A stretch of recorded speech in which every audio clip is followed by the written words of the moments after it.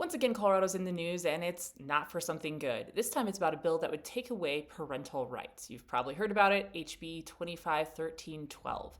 What I'm going to do today is actually walk us through this bill. I think it's really important when you see a bill or a specific law in the news to actually look at the wording and see what the reality is on the ground, so to speak, whatever's hidden in between the lines of the bill and what the exact words are. That can help give us a deeper understanding of exactly what this bill would do and how it attacks parental rights. So I'm going to be looking at the bill while I'm talking to you so that we can actually go through specific parts of the bill.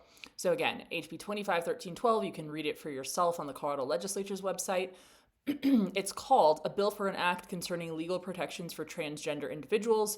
Note that in the title it says absolutely nothing about parents or custody decisions, even though that's what the majority of this bill is focused on. Okay, so scrolling through the bill right now, Section 2 is the part that most people are talking about. Section 1 just gives it a title. Section 2 says that we're going to talk about the best interests of the child. And so it changes some definitions in this. Best interests of the child, they're dealing with custody decisions when two different parents are trying to determine who gets custody of a child. So under the definition of coercive control, and coercive control, by the way, is defined as a pattern of threatening, humiliating, or intimidating actions, including assaults or other abuse, that is used to harm, punish, or frighten an individual. Talks about coercive control being a pattern of behavior that takes away the individual's liberty or freedom, strips away the individual's sense of self, including bodily integrity and human rights. Includes isolating the individual from support, exploiting the individual, depriving the individual of independence, and regulating the individual's everyday behavior. I'll jump in right now and say those last two things, depriving an individual of independence, regulating the individual's everyday behavior. I don't know how you can argue that parenting as a whole doesn't not allow a child to be completely independent, that it does regulate a child's everyday behavior. I mean, that's actually part of parenting. You decide your kid goes to school whether they want to or not. You don't let them make every single decision under the sun, even though that would be full independence. They're a minor, they're a child. You don't do that. So they go on to change this definition, adding this to it. They say, threatening to publish to individuals or individual child sensitive personal information or material related to gender affirming healthcare services.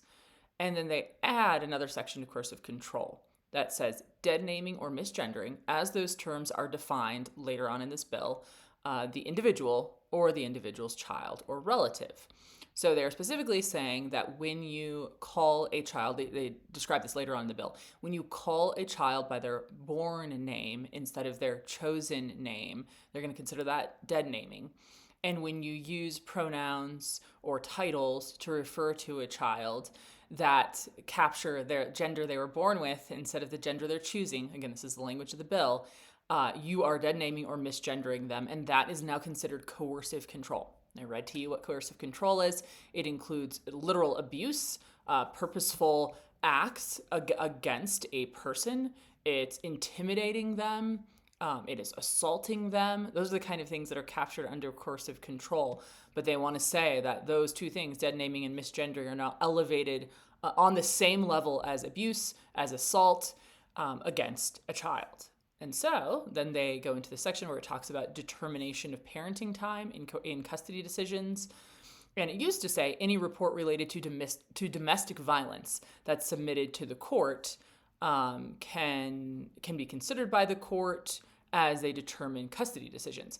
But now they've added to that and said any report related to domestic violence or coercive control. So if you dead name or misgender your child, in other words, if you call your child by the name you've given them, or you use the pronouns that are based on the gender they were born with, you now are on the same level as a parent who has abused the child, the same level as a parent who's committed domestic violence against a child.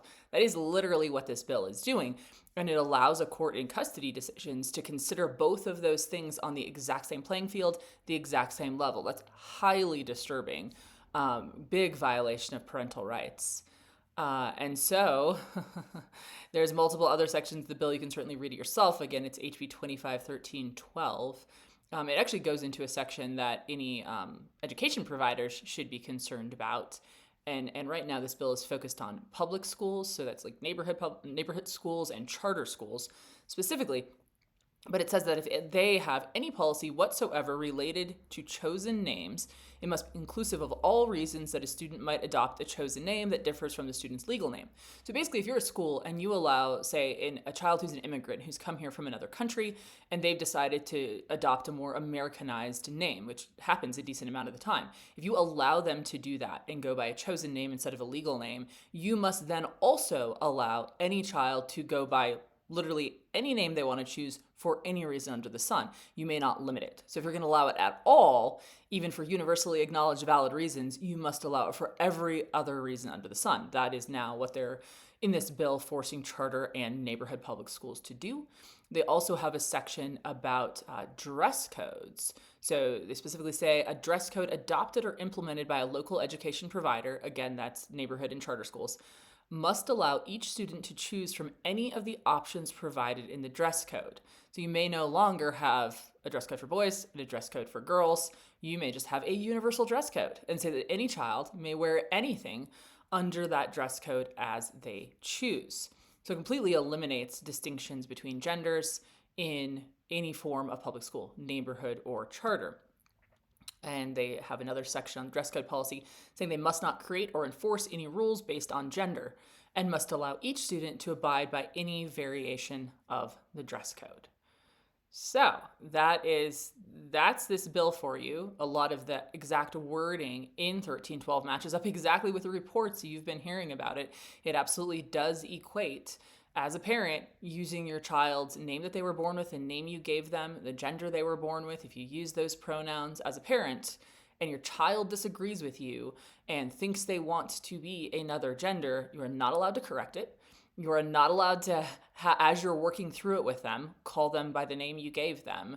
Instead, if you do not completely buy in to whatever your child is believing, whatever they are working through at the moment, you will be put on the same level as parents who commit domestic violence.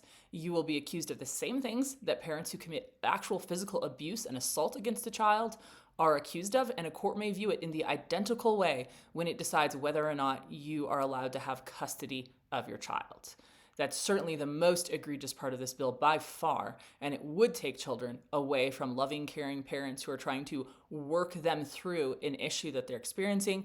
Countless testimonies out there, countless stories documented in the news of children who thought they wanted to change gender, were allowed to change gender, then 5-7 years later, when they become older teenagers or at college age, they realized that is not what they wanted. They were going through a difficult time in their life.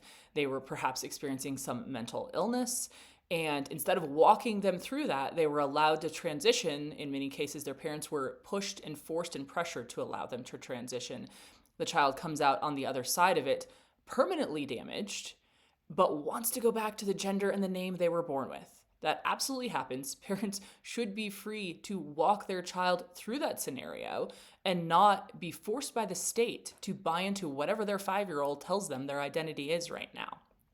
Very damaging bill, would completely strip lots of parents of their rights, and then of course add to it all these side issues with schools that takes away the right of a charter or neighborhood school to educate children in the way they see best, to put certain guidelines and organization and orderly rules into the school. Those abilities are taken away as well. And then of course there's a public accommodation section of the bill too that prohibits public entities to use the born name or born gender of a person if that isn't what they want to be called. I think at least at some point there were fines associated with that. I know this bill has been amended a little bit in that section, so I'm actually not positive looking through the current version of it whether or not there's still a fine attached to it, but I know they are defining that as discrimination in places of public accommodation, which really, if your business is open to the public, that often can be classified as a place of public accommodation. So this law would apply to so many people